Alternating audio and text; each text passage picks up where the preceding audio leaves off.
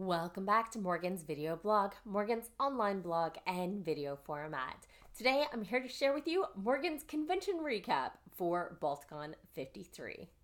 So after 4 days and over 24 hours of panels and events and parties, I'm home from Balticon. I may have overdone it a touch, even though this is clearly not my first time. I think it's like my fifth as a writer. But I definitely followed my own rules and didn't miss more than one shower, one meal, or one half of a night's sleep. Unfortunately, when you're going all out like this, it can make you more vulnerable to this thing called con crud. Usually an unpleasant cold, but it can be quite dangerous for people with compromised immune systems. I know it stinks, especially since cons are usually a once-a-year thing. And you've paid your fees. But if you're sick, stay home. Or at least wear a mask and bring a lot of hand sanitizer. In the coming months, I'll be sharing my notes from my panels, the ones that I can. Some panels make for poor posts, and I don't blog workshops or lectures because the content belongs either to a specific person or are far more beneficiary for people who actually attended. But here is the high-level overview of the ridiculosity that I got up to over Memorial Day weekend. Friday. I was off to a late start getting to Balticon, including a car fire blocking 2 lanes of traffic while I was running errands before I even finished packing. Clearly, they were having a worse day than I was, so I can't complain too much. I've been listening to Guy Gavriel's K's A Brightness Long Ago, narrated by Simon Vance, both of whom I was on a voice acting panel with last November at World Fantasy Con. I hadn't listened to an audiobook in like 10 years, but thanks to an extra 2 hours of traffic, I made significant progress, and it definitely helped keep the traffic from aggravating me as the time kept slipping forward. Once at the hotel, I determined that my roommate's "I think I put you on the room" was mistaken. So I left my bags with the concierge and hit registration. 10 minutes later, I had my badge, and it was significantly after 4 o'clock, so that helped lower the 65 panels and 35 time slots that I was eyeing down to a far more manageable 63 panels and 34 time slots. I might have a panel problem. Once at the hotel, so I checked out the dealer's room and I hit my first panel of 5 for Friday night alone. In the midst of those panels, I got the room situation sorted out, missing another panel slot. After a couple of panels, I ran into my roommate / dad, and he invited me to join him and some of his friends for dinner. By the time we were all gathered and seated, it was about 15 minutes until a reading a friend of mine was doing that I wanted to hit. So while they were discussing drinks and contemplating their orders, I hit the buffet, ate, and asked for my check just as they finished ordering. All in all, on Friday, I attended Logistics and Tactics, Writing Your Own Campaigns, CSI Fantasy Edition, an author reading with Doc Coleman, Jamila Brinkley, and Mike Ventrella, writing motivation for doomsday cults, and a folk tribute to Mars and the Opportunity rover, which you all know I'm a huge fan of and miss greatly. So, Saturday, my morning started off with, "But I'm not a YA author, women in speculative fiction. How to be a good moderator for that eventual day when I'm a longed-for panelist," and principles of Roman hairstyling. Having loved Janet Stevenson's YouTube channel, I was excited to see her presentation live. I kept a bit busier on Saturday than I did on Friday. My lunch break was carrots, hummus, and pita back in the room during a reluctant but necessary break. Next up were practicing your pitch with some pretty awesome agents, dynamic voice acting, improving your pitch, and investigating mysteries, out of the box thinking that solve strange cases by a hoax investigator.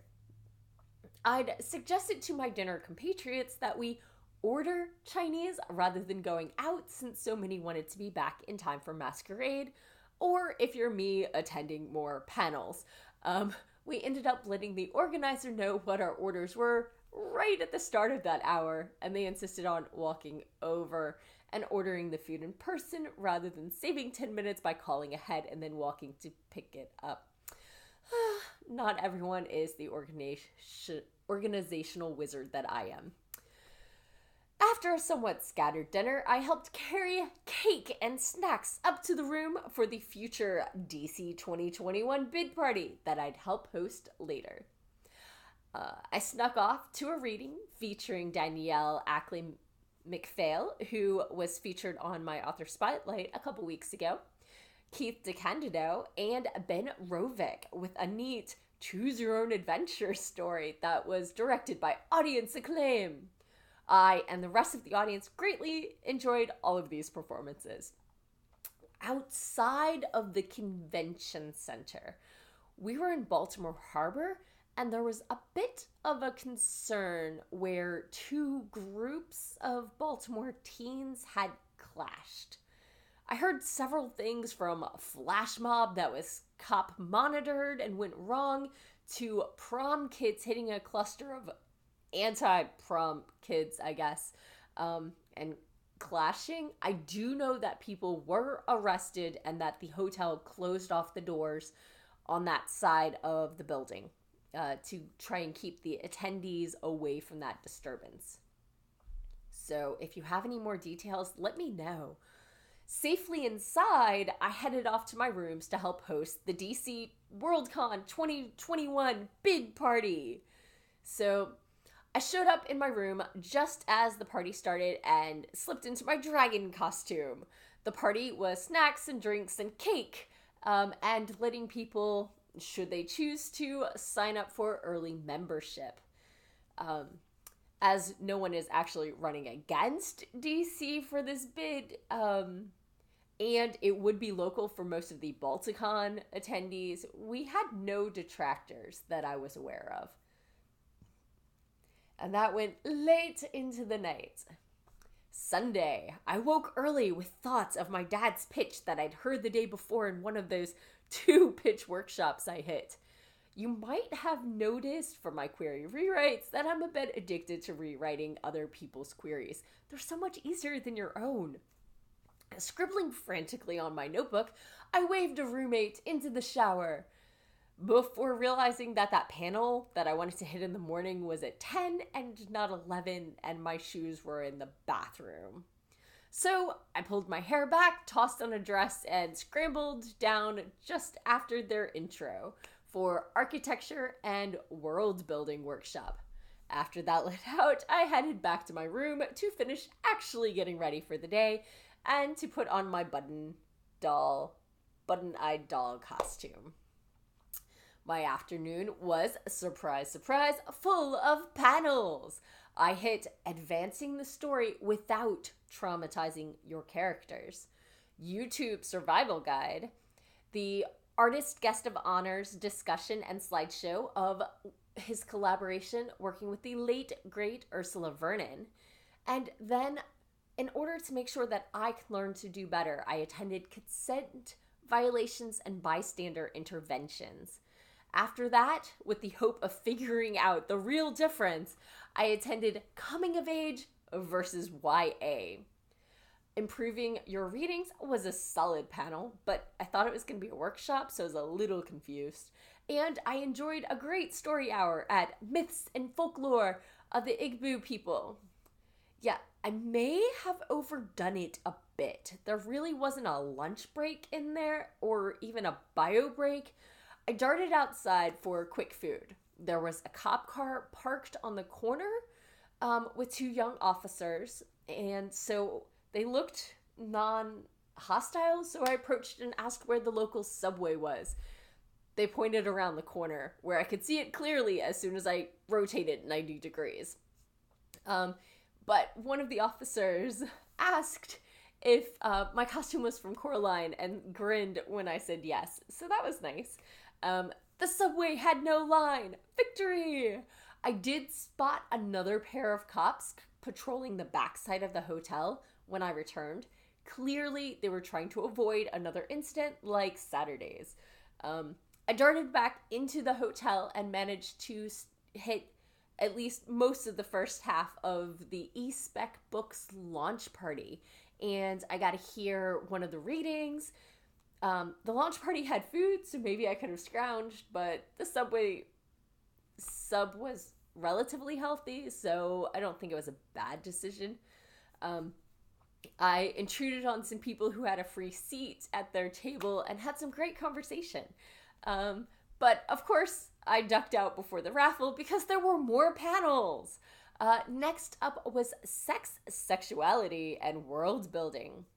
Excellent moderation kept it useful for writing instead of falling down the very easily found rabbit holes. And then I attended This Kaiju Life Live, a hilarious podcast about government bureaucracy with a Dilbert-esque main character and tons of crazy shenanigans. Then it was time for the repeat of the DC 2021 party because we had leftover drinks and snacks to spare. I was in and out a bit, but I did get complimented on this vlog by one of the guests, which made my night. You know who you are. Cleanup went smoothly. Monday. Holy bleep, Morgan, there's more? Not that much. I'm almost done. I woke up in time for the future of podcasting, which is when my sniffles started to show up. I packed up and wandered. Then I hit mythology, philosophy, and video games, which was a discussion, not a panel. Because I hadn't been on the room reservation, I hadn't gotten my parking validated, so I took care of that and packed up my bags. I'd intended to hit more panels, but by then I was starting to fade. So I reluctantly skipped The Good Place as dystopian fiction and headed out. I was blessed with a smooth ride home, 2 hours shorter than the drive up, and finished my audiobook 5 minutes after walking in the door. After messaging my thanks to the Baltimore Science Fiction Society's Facebook page, my sinus pressure turned into a headache and the cold hit in full force. I'd gotten home just in time, and it was time to nap. All in all, another excellent convention, far too many great panels, especially at the same times and or meal times, and I'm looking forward to it again next year. Have you ever attended a convention? How do you spend your time? Thanks for tuning in, and I'll be sharing all these panel notes starting next week. As always, thank you for watching, and see you next week for more writing tips and writerly musings. Bye-bye.